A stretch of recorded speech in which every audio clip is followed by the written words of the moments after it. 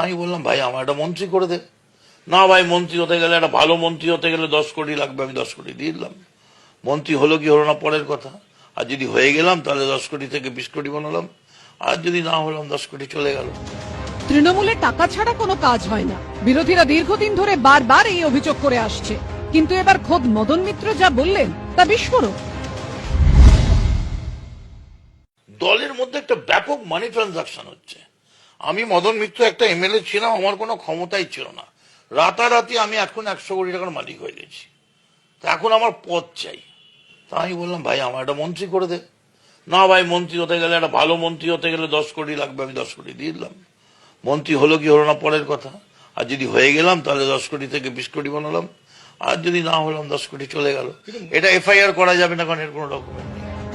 শুধুই মন্ত্রী পদের জন্য নয়, তৃণমূলের সাংগঠনিক পদের নেপথ্যেও সেই টাকার খেলাই চলছে বলে অকপটে জানিয়েছেন মদন মিত্র। একেবারে নিচের তলার পদ, ব্লকের পদ, সমিতির পদ, পঞ্চায়েতের পদ, জেলা পরিষদের পদ, জেলা তৃণমূল ছাত্র পরিষদ, জেলা তৃণমূল যুব কংগ্রেসের পদ,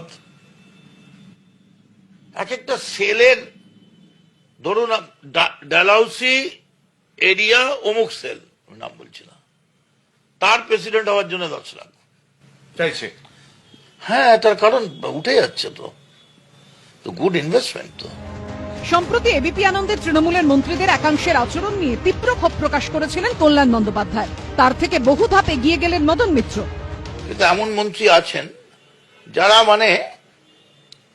ও মন্ত্রী মশাই, ষড়যন্ত্রী মশাই, ভালোই আছে, বেশ দুধে ভাতে ঠিক টাইমে এসে নামছে, চকচকে জুতো পরে ভালো আছেন। এইটুকুন আমি বুঝে গেছি এতদিন রাজনীতি করার পর, সব বাবা মায়েরাই ধৃতরাষ্ট্রগন্ধারী। আমার সন্তান যেন থাকে দুধে ভাতে। তৃণমূলের শীর্ষ মহলে ক্ষমতার হ্রাস নিয়ে টানাপোড়েনের জল্পনার মধ্যেই ইঙ্গিতপূর্ণ মন্তব্য করেছেন মমতা বন্দ্যোপাধ্যায়ের দীর্ঘদিনের সঙ্গী মদন মিত্র। পার্টির লোকেরা বলছে, বাইরের লোকেরা বলছে, তুমি কি অভিষেকের, তুমি কি মমতা? অভিষেক অনেক বয়সে ছোট, পার্টির জেনারেল সেক্রেটারি হয়েছে। মাঝে মাঝে ওর দেখি, আমি টুইট দেখতে পাই, টুইট করে। তারপর তো অসুস্থ, তো বিদেশেই ছিল অনেকদিন।